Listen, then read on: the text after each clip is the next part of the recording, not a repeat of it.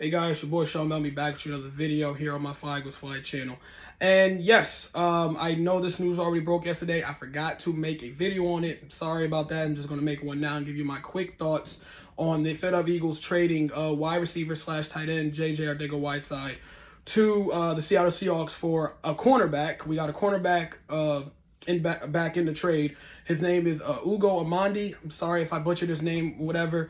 I'll go over him in a little bit as far as the little history I dug up on him and what I guess to expect from him. I guess, us getting him for JJ Arcega-Whiteside. I believe it was just a trade, player-to-player swap. It was no draft picks, none involved. I believe it was just JJ Arcega-Whiteside for Ugo Amadi. So JJ Arcega-Whiteside, I honestly thought when I was going to give you guys, hey guys, the Eagles made a trade, for a player thing, I was like, oh, it's going to probably be Jalen Reagor. If there's any wide receiver I see a trade coming up, it's going to be for Jalen Reagor. You guys have seen my videos. Y'all supported my videos of me talking about how the Eagles really should be looking to trade Jalen Reagor because there's a long shot that even if he makes the roster, he's not going to get much playing time compared to the other 3-4 guys we have on our wide receiver group that is clearly better than him. But no, it was JJ Arcega-Whiteside, and to be fair, I'm going to put this on myself. I kind of forgot about JJ Arcega-Whiteside. It was easy to kind of forget about dude. He was drafted in 2019. One of the most dumbest decisions that you could definitely put on Howie Roseman's resume as in his draft history with the Philadelphia Eagles as a GM, where Howie Roseman took in the second round JJ Arcega-Whiteside over DK Metcalf. I know people say hindsight's 2020, but on paper, it still seemed like DK Metcalf or other wide receivers in the draft, because it was a deep wide receiver class, was better than JJ Arcega-Whiteside. I think overall, JJ Arcega-Whiteside, has caught 30, 40 passes in his career as a Philadelphia Eagle. And I think it's only like 1 or 2 touchdowns in his career or something. Basically, the dude did not pan out the way Howie Roseman, I guess, seen him panning out the Eagles. Because even though he was not a first-round pick, getting drafted in the second round, I think it was an early second-round pick by the Eagles, too. There's still expectations there. You don't have the first-round expectations, but you're still expected from the second round, at least the second round, you're expected to contribute at some point, and he just wasn't that guy. It got to the point where the Eagles literally basically tagged that tight end hybrid label on his position. He was just used to be a wide receiver, JJ Arcega-Whiteside was, and now they put / tight end to try to use him because he's a big dude. He does have some size on him, so the Eagles, I think, was going to use him more in blocking packages, maybe goal line packages or whatever, to try to get him more involved on the team. But as the wide receiver group that we have, you look at this team on paper as far as the wide receiver depth chart, there was no way JJ Arcega-Whiteside was probably ever going to make the roster. I think I read a report on ESPN that said it was really a long shot that he was even going to make the active roster this year and going right back on the practice squad. So again, it was a terrible draft pick. I don't need to beat you guys head over it, especially Eagles fans, because you guys know how frustrating it is when you look at it to this day that we took JJ Arcega-Whiteside over DK Metcalf. And ironically enough, it's funny now because JJ Arcega-Whiteside is actually on the Seahawks, he's actually a teammate. He's actually teammates now with DK Metcalf. So isn't it funny how the world works? It's amazing. We've been complaining for years that we should have took DK over JJ, and now all of a sudden, boom, now they're teammates again.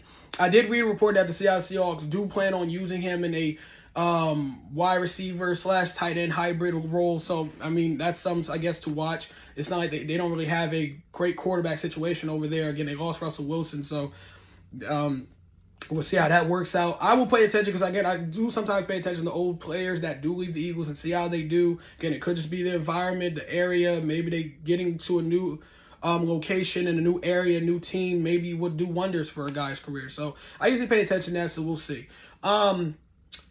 As far as what we got back, I said, a cornerback. His name is Ugo Amadi. I believe he was a 4th round or 6th round. I think it was a 4th round draft pick from the Oregon Ducks. Some people said, I've read up on it. Some people did reach out to me on, Eagles group and say, Sean, he actually was good in Oregon. So I guess, he had a good college career, but it has not panned out so far in the pros. The reports did come out as well that the Seattle Seahawks was planning on cutting him, Amadi. So I guess in a way they kind of save face because, instead of cutting him, they actually did end up getting a trade. And like I said, they got JJ for him and we got Amadi. So getting Amadi, this wasn't, like I said, this wasn't breaking news. This wasn't like, oh my goodness, we added another great corner to the team or anything. It's just more depth. I think looking at it now is just for depth. He was doing a lot of rotation. Amadi was for the Seahawks with other couple of guys in the nickel package for the Seahawks with 2 other dudes. So he'd probably be more as a rotation piece. I do believe he'll be on the roster. I don't think the Eagles just got him to put him on the practice squad. So I think he'll be on the roster, as far as being in the cornerback position. A lot of people said he is a little versatile, so they said you could probably put him at safety, and also, put him at safety, rotate him at safety and corner. So who knows, man? I gotta actually look up. I didn't look up highlights or anything to do. That's not usually what I do. Like, because anyone could look up highlights and he looks great on a YouTube video, but then you actually watch him in game. So I gotta see how he does in camp. People did say that I did read reports that the Eagles was going to see what they can do with him. Like say rotate him out. Like say maybe put him in a nickel area and everything like that. And probably use him for special teams as well. You can always put a corner on special teams, go down there, try to make a tackle, make a play, or whatever. So that's basically it, you guys. Again, we traded JJ Arcega-Whiteside. He was one receiver that I forgot about. I thought when I was going to make you guys another video about any wide receiver getting traded, it was going to be Jalen Reagor. But again, I'm not mad about this trade at all. This didn't really break news or anything like that.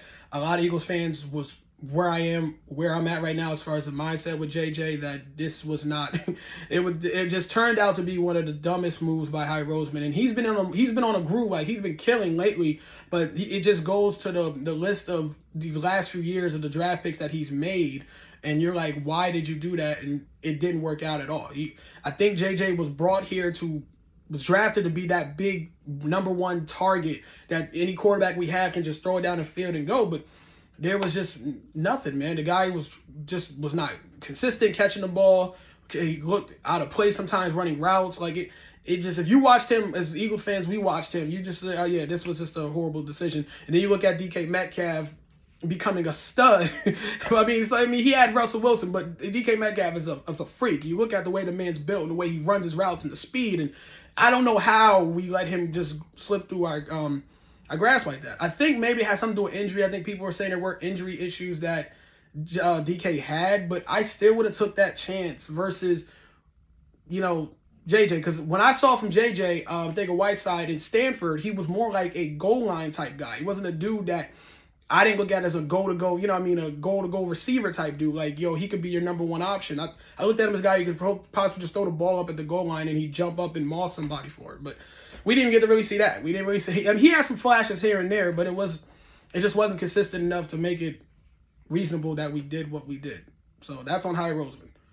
On what Howie Roseman did. That's his fault. But there you guys, that is it. I am out. Peace.